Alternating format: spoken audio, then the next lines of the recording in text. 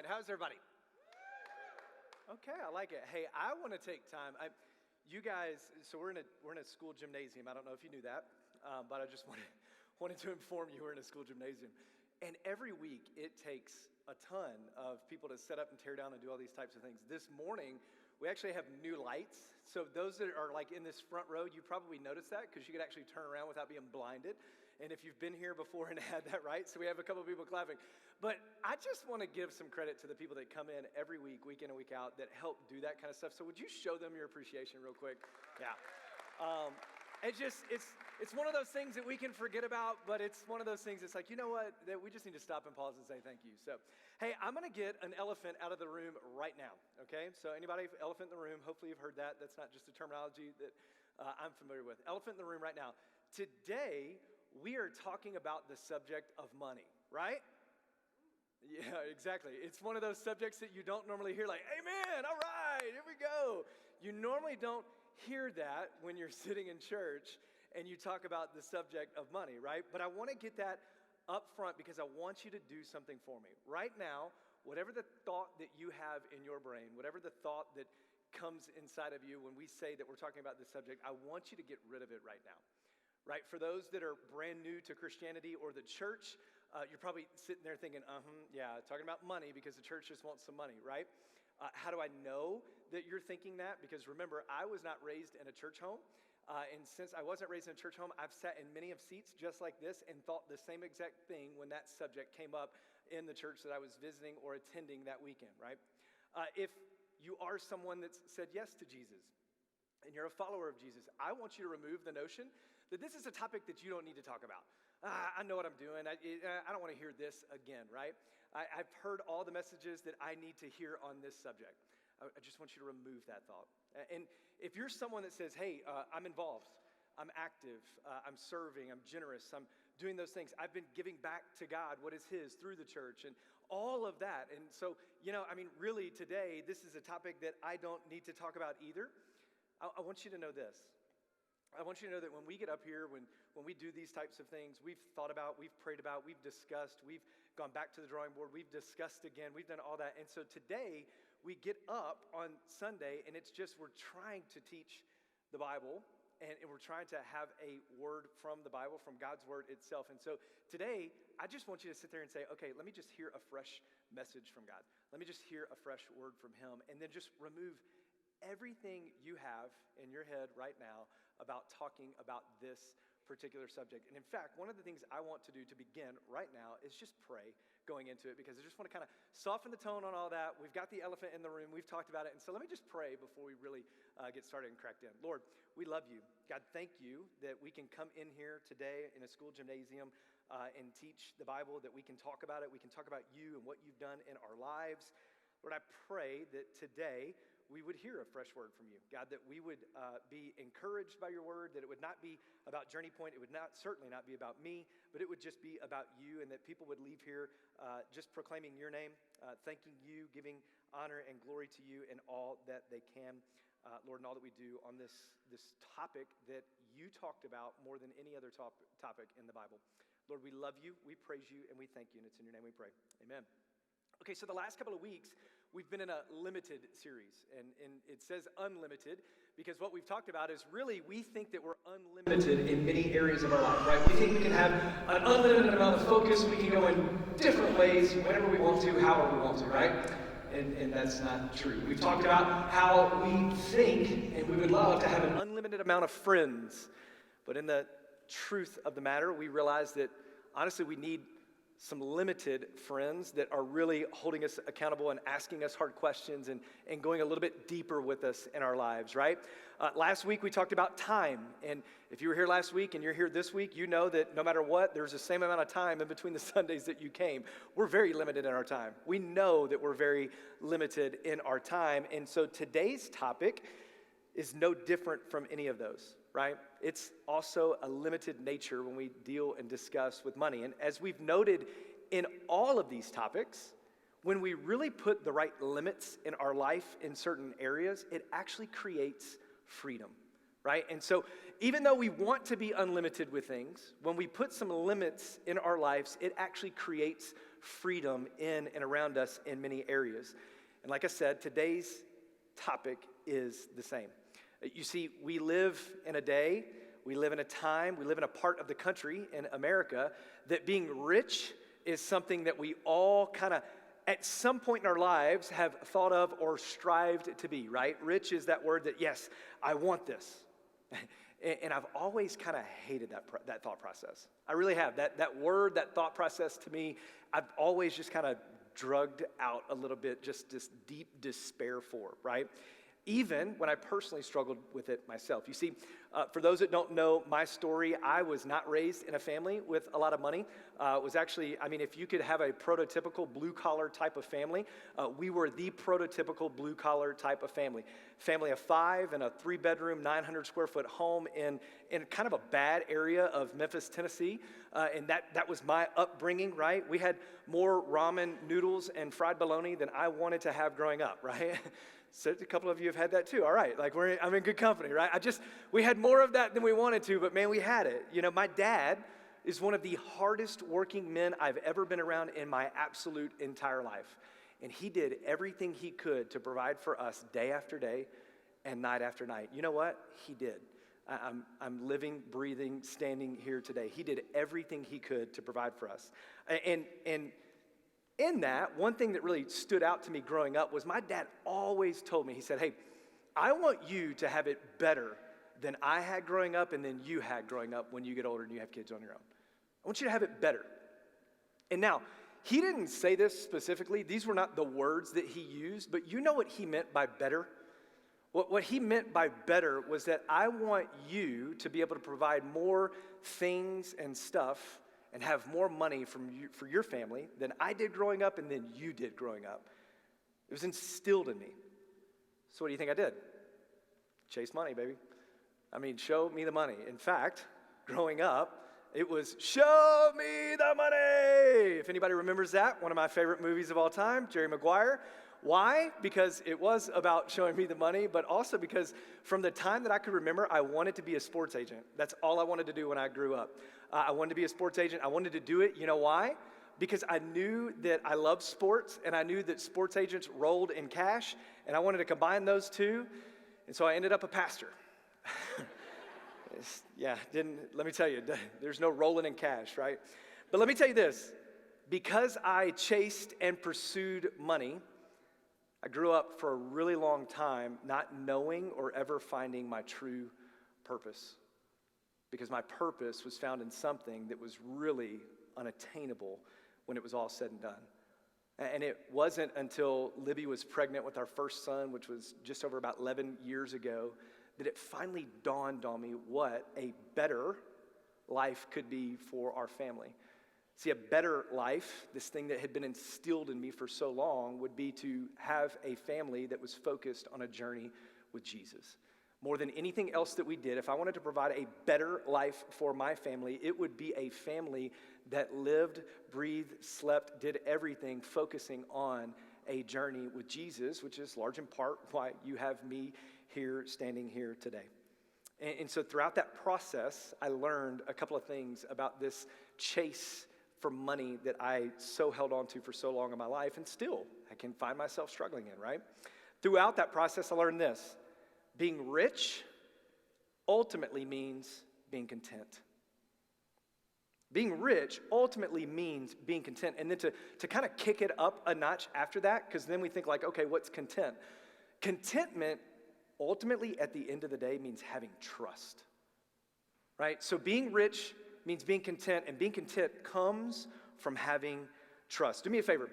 Turn in your Bible. If you have a Bible, we're going to be in Hebrews chapter 13. If you don't have a Bible, there's a couple of ways you can do it. You can look on the screen. We also have an app, Journey Point Church. There's a Bible in there. Or guess what? We throw some black Bibles out across the room, and you can turn to page 1070 in those black Bibles. Say this every week, wholeheartedly mean it. If you don't own a copy of the Bible, if you don't have an updated version of the Bible, if you need a new Bible in your home, take that black Bible with you. It is our gift to you. We want you to have it. But we're going to be in Hebrews chapter 13, which in those black Bibles is page 1070. For those new to Christianity or kind of new to the church and the Bible, Hebrews is in the New Testament portion of the Bible. And the New Testament is the back half of the Bible, and it deals with the life, the death, the ministry, and then ultimately the resurrection of Jesus and the beginning of his church. And so that's what the New Testament looks at. It's the life and times of Jesus and the church. Now, Hebrews, we don't know exactly who wrote Hebrews. There's a ton of hypotheses out there about who wrote it, many of which include the Apostle Paul. Some very good reasons to think that he wrote it, some also reasons to think probably not a book that he wrote. Ultimately, most scholars, most theologians concede with this. We don't know who wrote the book of Hebrews, but we knew it needed to be in the Bible, so Hebrews made its way into the Bible, and there's no doubt about its importance in the Bible. See, it's called Hebrews because it was written to a group of Jewish Christians. Now, Jewish Christians were those that were raised in a Jewish home, right? Because they followed the law and the prophets, or as we know it today, the Old Testament.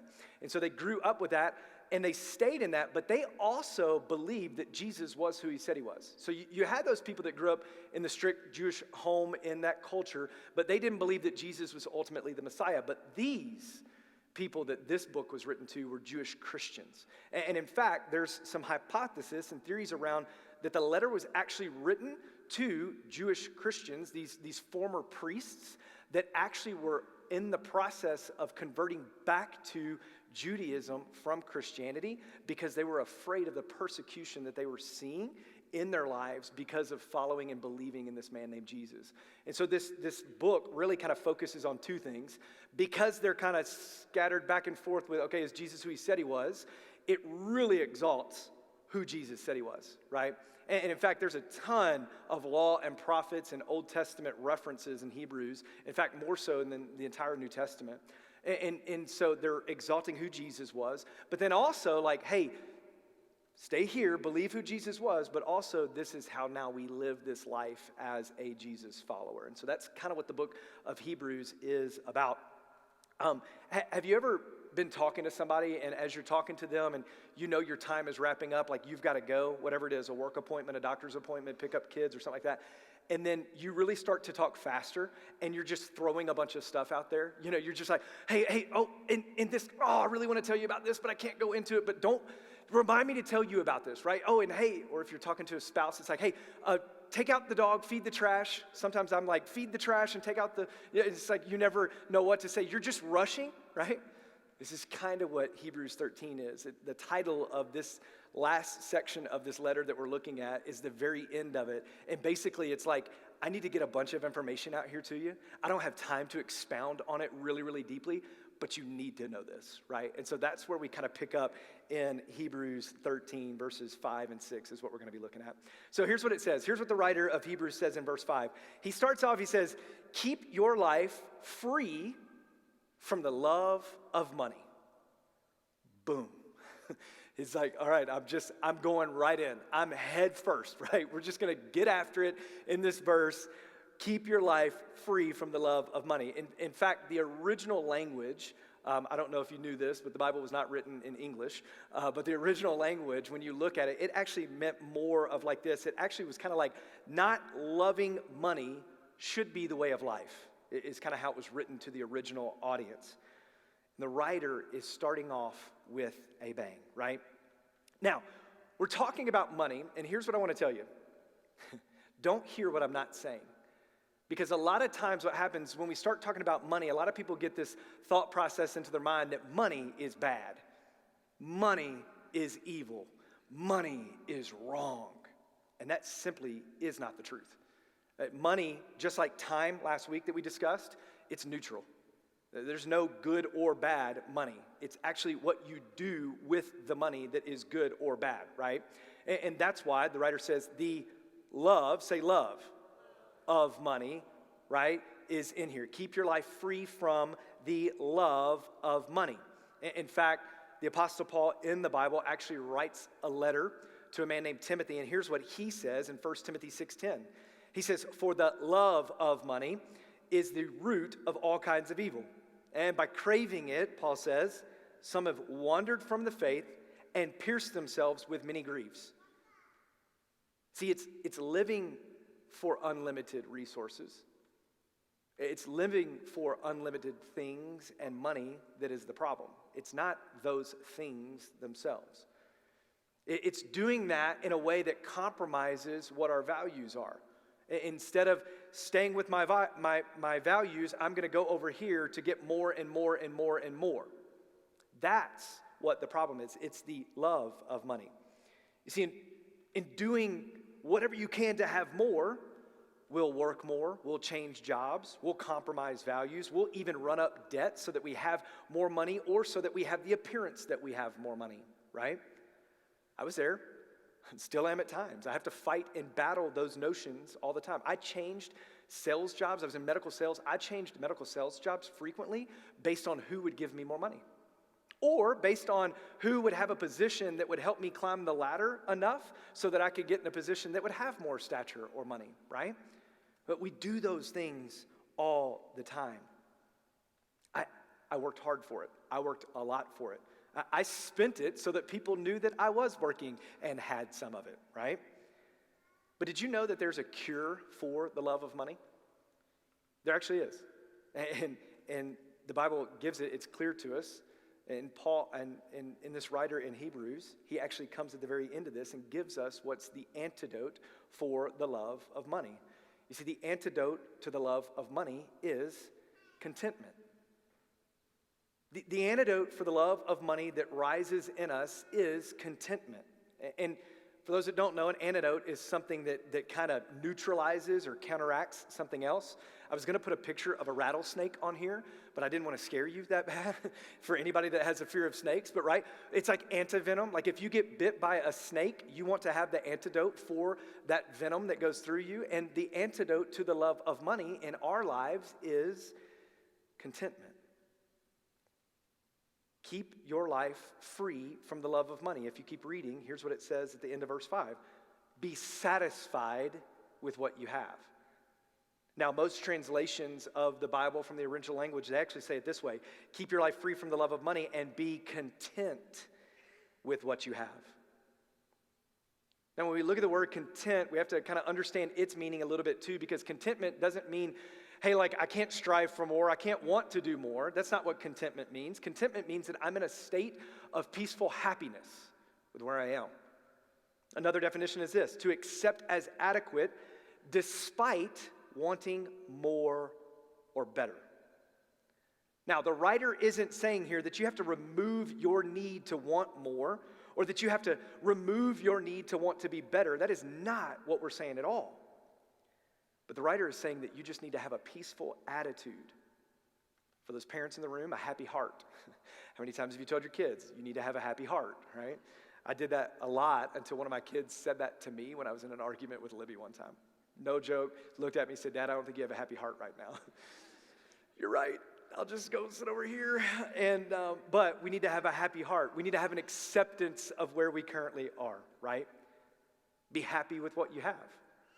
Find peace with what you have. Doesn't mean you don't want more. It just means you have acceptance with where you are. Instead of always wanting more and acting on it, accept what you have while still working to what God has called you to work towards. You see, ultimately, contentment, it's not having what we want, but it's wanting what we have. Contentment isn't sitting back and isn't having everything that we want, but it's wanting everything that it is that we have. And true contentment, let me tell you this, true contentment will make the poorest of people rich.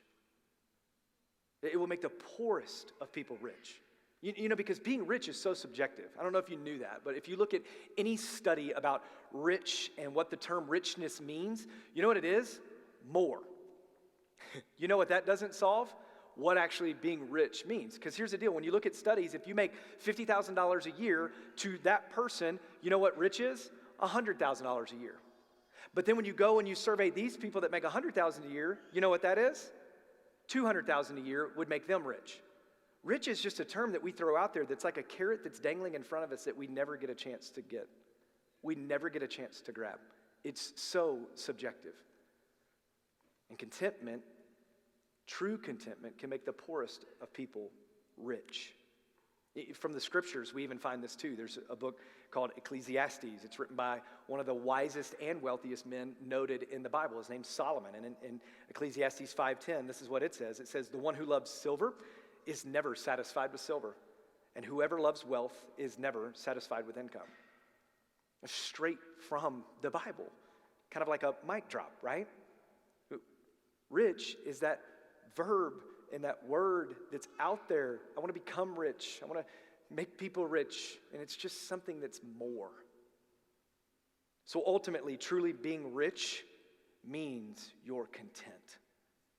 And if anything else other than contentment, it is a mark you will never hit in your life because you'll always want more.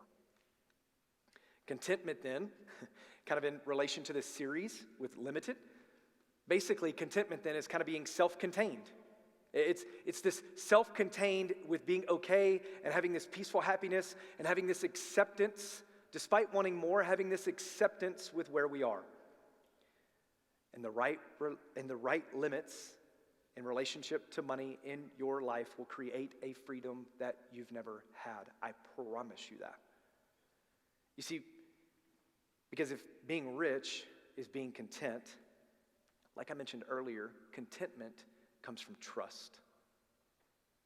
Look at what the Hebrew writer says next at the end of 5 and towards verse 6. He says, be content with what you have, for he himself, he's talking about God here, has said, I will never leave you or abandon you.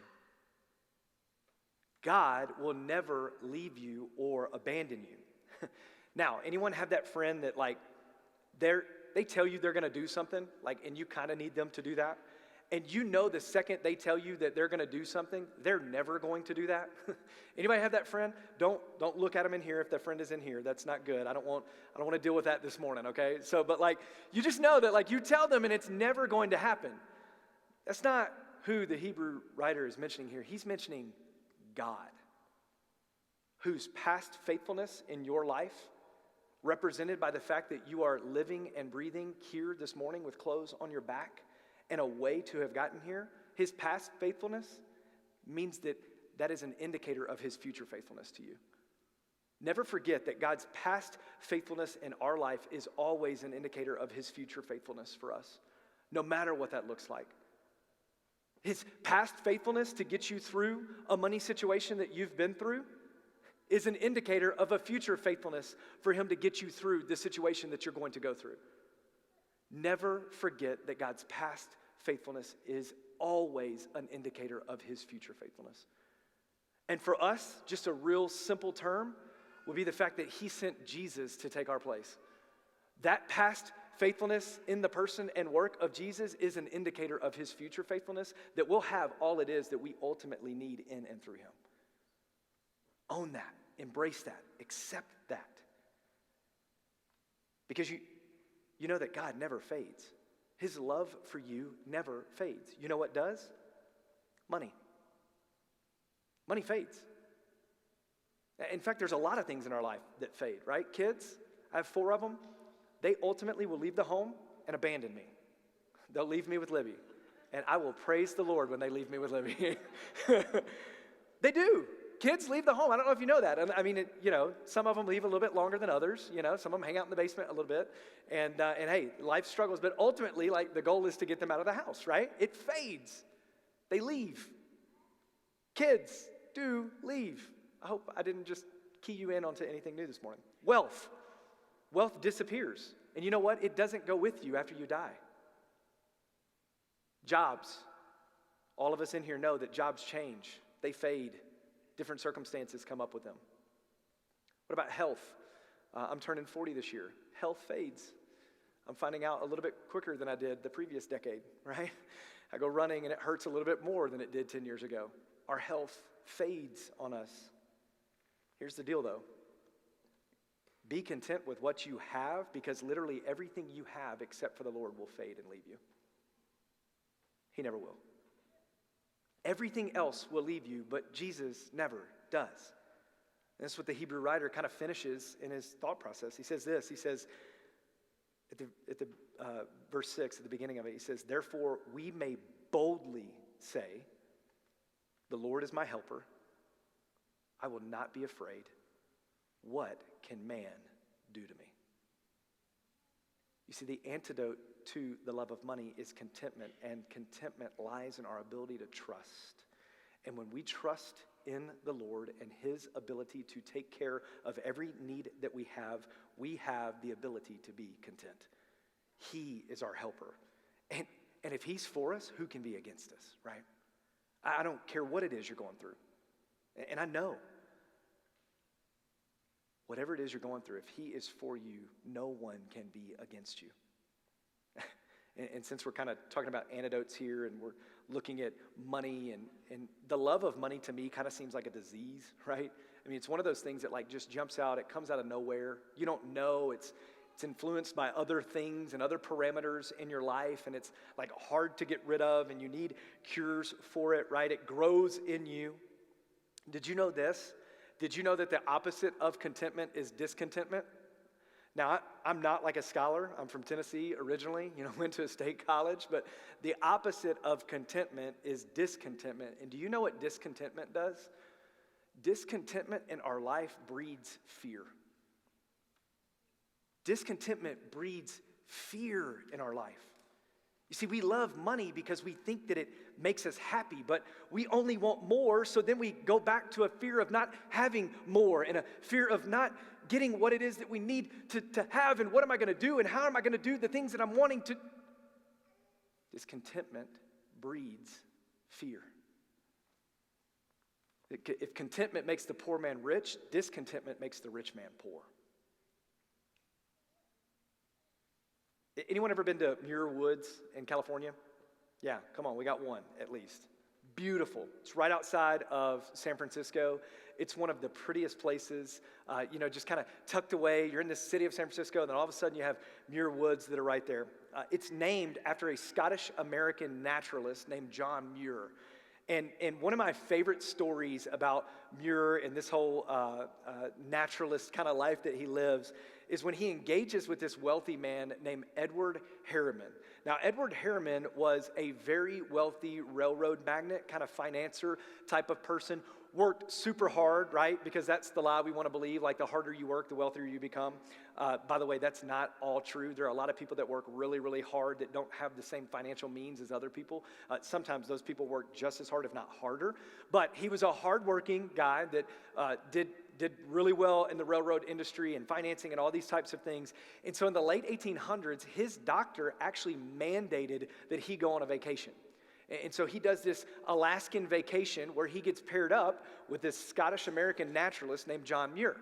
And the two are kind of leading on this embarkment. And my favorite quote from this kind of trip and this story is from Muir about Harriman. Here's what he said. He said on this trip about Edward Harriman, this wealthy person, right? He says, "I don't think Mr. Harriman is rich. He has not as much money as I have. You see, I have all I want, and Mr. Harriman has not." Contentment makes the poor man rich, and discontentment makes the rich man poor. What's even funnier, if you kind of continue on in the story, Harriman took it in good humor, that quote and all that kind of stuff. And even though this Muir Woods and all this kind of stuff, I mean, like, super wealthy guy, not so much, didn't have the money to do the travels he wanted to. You know who ended up funding the rest of his travels around the world? Harriman. And so, I mean, maybe I'm not telling you to go quote anything about anybody else, and maybe you'll get some things funded, but it's just there. Discontentment in what you have makes the rich man poor. And so here's a question. If being rich honestly means being content, and being content ultimately comes from trust, and I would go further to say that it's not just trust, but it's trust in the Lord, then what do we do?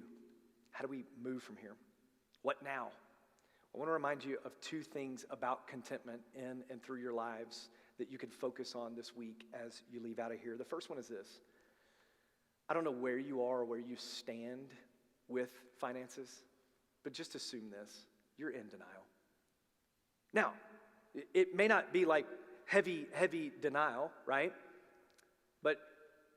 But assume that you're in denial, because when we assume that we're in denial, we're probably a little bit more tailored to where we actually are. If you follow the life of Jesus in the New Testament, do you know that he spoke about money more than faith and prayer combined? See, I don't think that's just a coincidence, right?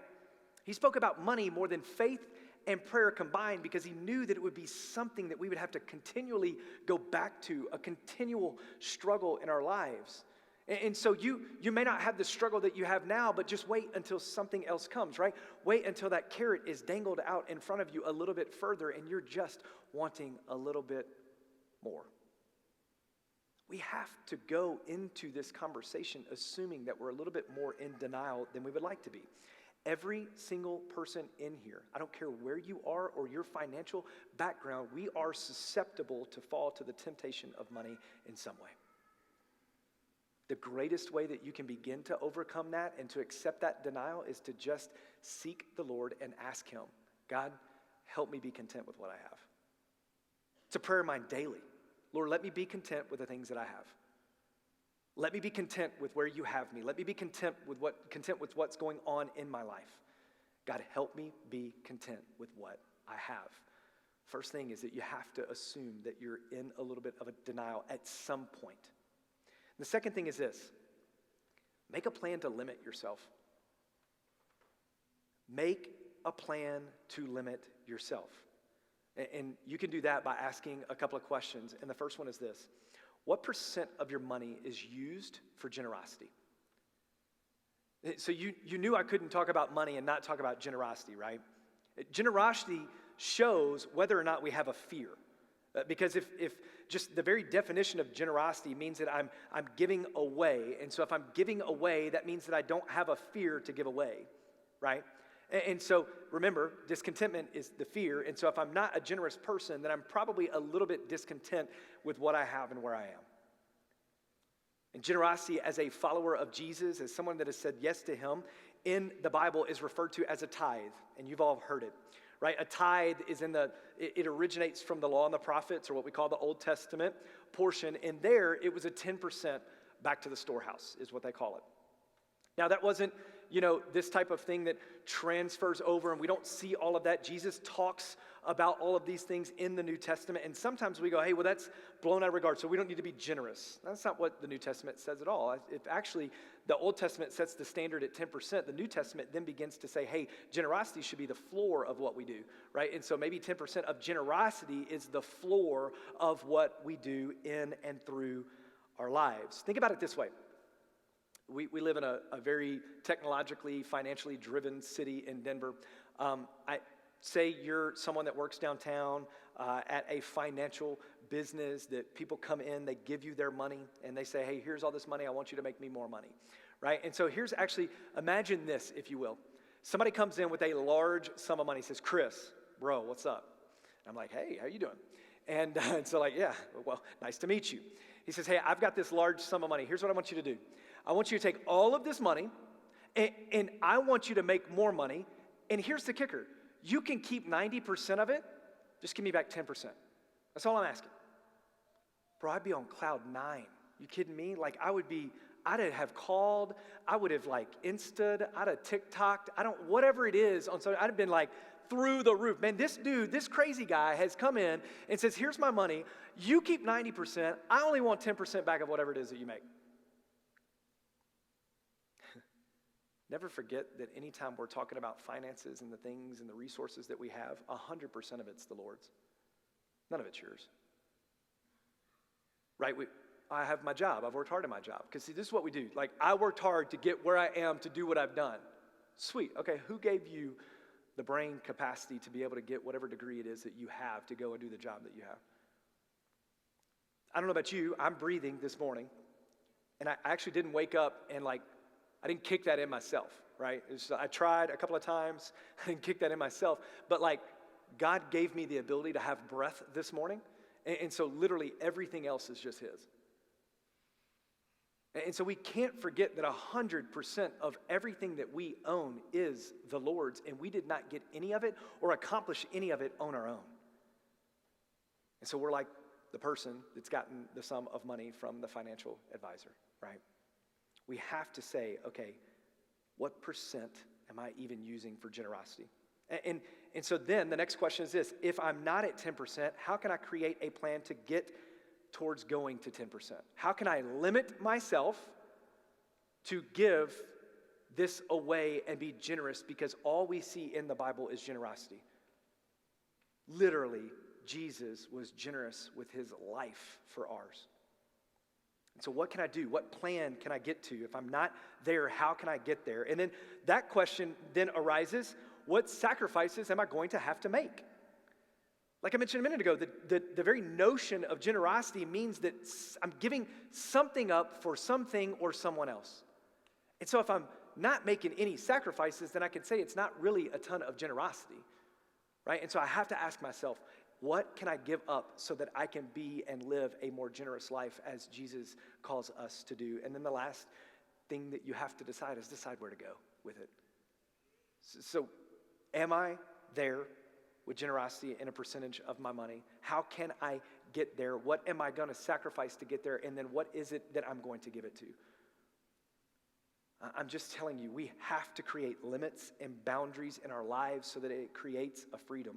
Can I tell you this? Like I worked medical sales. I made more money in a year than, I'm just telling you this, pastoral work is not the like financial means work that you get into to be rich, right? It's just not. And so like I spent 10 years in medical sales, and when God called me to become a pastor and to go down that route, it is amazing how much more money I had in my life when I was making less than I had made in a really long time. And it was because I had set these limits and boundaries around me to live a faithful and generous life.